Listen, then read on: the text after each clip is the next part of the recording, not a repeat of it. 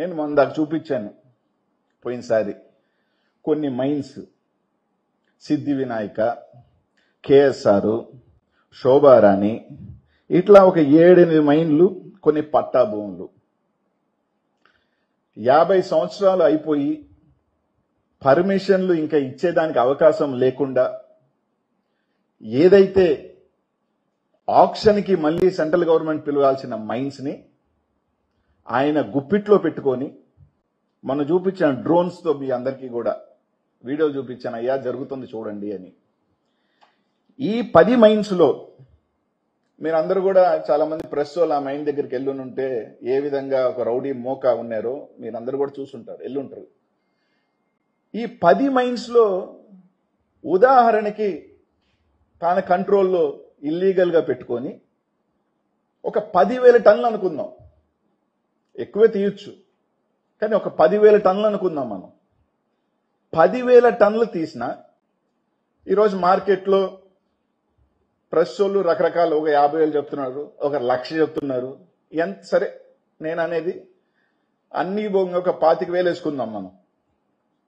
10,000 టన్నులు 25,000 అంటే ఎంత వస్తుంది? 25 కోట్లు. 10 నెలలకి 250 కోట్లు.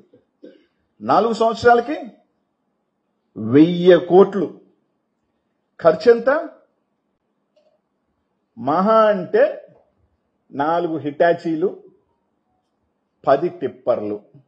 అవి కూడా సైదాపురంలో ఫోటోలు ఉన్నాయి కానీ కోల్ బొగ్గు గనుల్లో వాడుతున్న టిప్పర్లు తిరుగుతున్నాయి సైదాపురంలో కొత్తవి.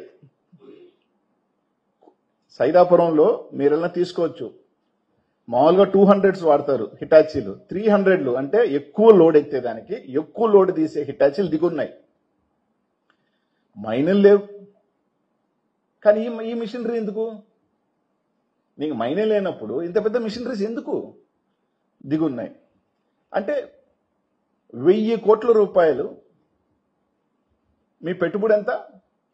మహా అంటే 5 కోట్ల రూపాయల పెట్టుబడి.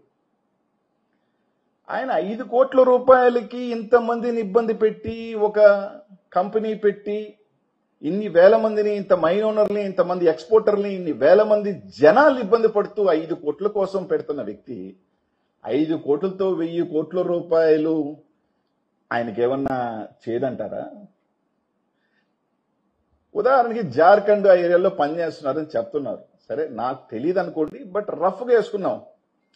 నాకు తెలిసి ఒక 40 లక్షల టన్నులు తీసుకుని ఉంటాడేమో, ఎందుకంటే ఆయన రైజింగ్ కాంట్రాక్ట్ అని అంటారు. 40 లక్షల టన్నులు తీస్తుంటాడు అనుకుందాం అన్న. సరే 40 కూడా కాదన్నా, అంచనాకు మించి చెప్తున్నాను, 1 కోటి టన్నులు తీసాడు అనుకుందాం నెలకి. మహా అంటే ఒక 20 రూపాయల ఆదాయం వస్తుంది. దట్ ఈస్ మ్యాక్సిమం, అంతకన్నా ఎక్కువ రాదు. ఎంత? 20 కోట్లు. దానికి పెట్టుబడి ఎంత? కనీసం ఒక 400 కోట్ల రూపాయల మిషనరీ నువ్వు అక్కడ డంప్ చేసి ఒక 1000 మంది రాత్రింబొగులు పనిచేస్తే ఆ ఆదాయం అప్పుడు వస్తుంది. ఇక్కడ కేవలం ఒక 5 కోట్ల రూపాయలతో. సరే ఇవన్నీ నేను చెప్పింది అబద్ధమే అనుకుందాం. అనిల్ కుమార్ యాదవ్ ఒక వేస్లెస్ అలిగేషన్ తీసుకొచ్చాడు, ఈ మైన్స్ అన్ని ఆయనకి సంబంధించినవి కాదు, ఆయనకి సంబంధమే లేదు, ఆయనకి దీంట్లో ప్రమేయమే లేదు, ఆయన సత్యహరిశ్చంద్రుడు, ఆయన ఉత్తముడు. అనిల్ కుమార్ యాదవ్ ఒక వేస్లెస్ అలిగేషన్సే చేస్తున్నాడు అని కూడా అనుకుందాం. నేను ఆయన ఎంపీ గారుగా ఉన్నారు, ఆయన వకాలతా పుచ్చుకున్న రవిచంద్ర గారు ఎమ్మెల్సీగా ఉన్నారు. అన్న ఇవన్నీ 50 సంవత్సరాలు దాటిన మైన్స్, గవర్నమెంట్ హ్యాండ్ ఓవర్ చేసుకోవాల్సిన భూములు. మీరు అనుకుంటే వారం రోజుల లోపల దానికి సర్వే కట్టి ఆ భూముల్లో ఇది గవర్నమెంట్ ల్యాండ్ అని చెప్పి మీరు బోర్డు పెట్టచ్చు. మీ కాదు, ఆయనకి ప్రమేయం లేదు. సిద్ధి వినాయక్ అయితే గవర్నమెంట్ హ్యాండ్ ఓవర్ చేసి లెటర్ కూడా ఇచ్చేశారు. మీ కాదు, ఈ భూములు మాకు సంబంధం లేదు అనుకుంటే ఇంకొక 2 వారాలు టైం తీసుకొనైనా అక్కడ బోర్డు పెట్టించండి. సుప్రీంకోర్టు మన శుక్రవారం ఒక ఆర్డర్ ఇచ్చింది. పాపం ఏ భూముల్లో అయినా ఇల్లీగల్ జరిగి ఉంటే మైన్ పర్మిషన్ ఎన్విరాన్మెంటల్ ఈసీ లేకుండా ఏ రకమైన ఇల్లీగల్ మైనింగ్ జరుగుంటే వాటికి ఇంక ఎప్పుడుకి పర్మిషన్ ఇవ్వరాదు మైన్లకి. అది పట్టా భూమైనా సరే పాతమైనా సరే. నిన్న శుక్రవారం సుప్రీంకోర్టు ఒక డైరెక్షన్ ఇచ్చింది. 50 years అయిపోయినాయి, ఈసీలు లేవు, ఏమీ లేవు, ఫైన్లు వేస్తున్నారు, అన్నీ వేస్తున్నారు. ఆ బొమ్మలు కలెక్టర్ గారికి ఒక్క మాట ఫోన్ కొట్టి డీడీని గారు పిలిచి అవన్నీ ఎన్ఓసి తీసుకుని బోర్డు పెట్టేయండి. రైట్, మీ కాదని నేను ఒప్పుకుంటా. ఆ విషయంలో ఎక్స్పోర్ట్ విషయంలో కాకపోయినా ఆ భూముల విషయంలో మీకు ప్రమేయం లేదు, నేను చెప్పింది తప్పు అలిగేషన్ అని చెప్పి నేను వెనక్కి తీసుకొని ఆ విషయంలో ప్రభాకర్ రెడ్డి గారికి నేను క్షమాపణ చెప్తా. మీరు బోర్డు పెట్టించండి, గవర్నమెంట్ హ్యాండ్ ఓవర్ చేసుకోండి. మీకు సంబంధం లేదు, మీ చిత్తశుద్ధి ఉంటే. లేని పక్షంలో ఇంకొకటి కూడా చెప్తా. ఒక పక్క చంద్రబాబు నాయుడు నాకు సంక్షేమ పథకాలకి డబ్బులు లేవు అంటున్నాడు.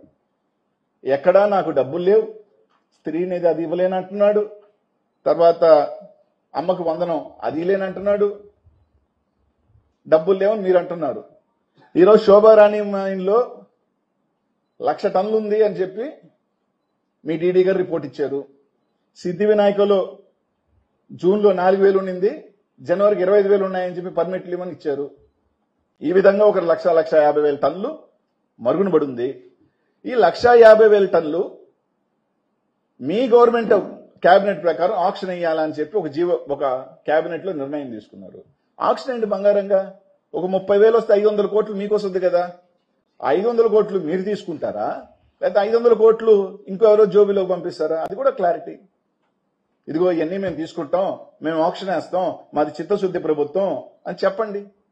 అవి వదిలేసి ఆయన కంపెనీ పెట్టకూడదా? కంపెనీ పెట్టొద్దని ఏమన్నారు? ఎప్పటిలా అడుగుతున్నాం. ఎప్పుడు శంకుస్థాపన చేస్తున్నారు, ఎప్పుడు జాతికి అంకితం చేస్తున్నారు? కంపెనీ చైనాలోనా, కంపెనీ ఇండియాలోనా, లేకపోతే నెల్లూరులోనా? ఒకటి లేదు, రెండు నేను వేసిన అలిగేషన్స్, మీరు అలిగేషన్స్ అనుకోవచ్చు, ఏదైనా అనుకోవచ్చు. కాదు, ఈ మైన్స్ అంతా మీది కూడా 50 years దాటేసిన మైన్స్ ని యాజ్ పర్ రూల్ ప్రొవిజన్ మేము తీసుకుంటాం, లేకపోతే మా మైన్స్ మేమేం చేసుకుంటాం అని ఒప్పుకోండి. రెండు, మూడోది ఒక మాట చెప్పారు, వాళ్ళ నాయన కాలం నుంచి మైనింగ్ లో ఉన్నారని. రవణ పాపం ఏం దీంట్లో చెప్పాడో నాకు తెలియదు, కానీ నెల్లూరు జిల్లాలో చాలా మంది ఏమనుకుంటున్నారంటే ఇలాగే సంపాదించాడు ఆ డబ్బులంతా అని అనుమానం వస్తుంది. రవణ అట్లాంటివి చెప్పమాక. ఇలాగే 1,000 కోట్లు ఏమన్నా సమకూర్చారని అనుమానం వస్తుంది. డబ్బున్న వాళ్ళందరూ మంచోళ్ళు, డబ్బున్న వాళ్ళందరూ గొప్పోళ్ళు, డబ్బున్న వాళ్ళంతా పతితులు, డబ్బు లేని వాళ్ళు ఎదవలు, డబ్బులు లేని వాళ్ళకి ఆ డబ్బు ఆశ ఉంటుందని ఆ భ్రమని దయచేసి తొలగించుకోండి. విఠల్ మాల్యా మీ అందరికి కూడా తెలిసి ఉంటుంది. బెంగళూరులో ఒక రోడ్డు ఉంది ఆయన మీద. ఆయన కొడుకు విజయ్ మాల్యా. దొరికేదాకా విజయ్ మాల్యా కూడా మంచోడే, దొరికేదాకా రాజ్యసభ సభ్యుడే. దొరికిన తర్వాత విజయ్ మాల్యా లండన్లో తేలేడు. హర్షద్ మెహతా 90s లో 3,000 crores, ఈ రోజు 2-3 లక్షల కోట్లు. దొరికిన తర్వాత హర్షద్ మెహతా స్కామ్స్టర్ అయ్యాడు. నీరవ్ మోడీ దొరికేదాకా కూడా గుజరాత్లో నీరవ్ మోడీ చాలా పెద్ద మనిషే, దొరికిన తర్వాతే లండన్లో తేలేడు. ఇట్లాంటి సంఘటనలు చాలా ఉన్నాయి చెప్పుకుంటూ పోతే. అందుకని దొరికేదాకా దొంగ దొర సామెత ఉంది. దొరికేదాకా దొర, దొరికిన తర్వాత దొంగ అనేది ఒక సామెత ఉంది. అట్లా డబ్బున్న వాళ్ళంతా చాలా మంచోళ్ళు, వాళ్ళంతా ఏం చేయరు. ఇవన్నీ ఏందైతే వదిలేయండి. ఆ మైండ్లు ఎవరి పాటికి వాళ్ళు ఎక్స్పోర్ట్ చేసుకొని ఎవరి పాటికి స్వేచ్ఛనిచ్చుకో. ఎందుకు ఆపుతున్నారు? సైదాపురంకి నేను కాదు, మీరు అందరూ వెళ్ళండి. ఎడారైపోయినట్టుందా లేదో చూసుకోండి. నిజంగా ఎంతమంది గోస్ట్ ఇది, ఎంతమంది ఆర్తనాదం. ఎండిఎల్ పాపం, ఆ ఫోటో కూడా చూపిస్తాను. పాపం 400 MDLs ఉన్నాయి, అందరు ₹1,00,000 కట్టుకున్న వాళ్ళు. మీరు ఓపెన్ చేసినవన్నీ 30. ఆ 30 కూడా ఎవరి? 20 మంది ఫైన్లు ఉన్న వాళ్ళే. 400 MDLs చిన్నోళ్ళు, ఏదో మైండ్లో నుంచి తోలుకొని బతికే వాళ్ళు.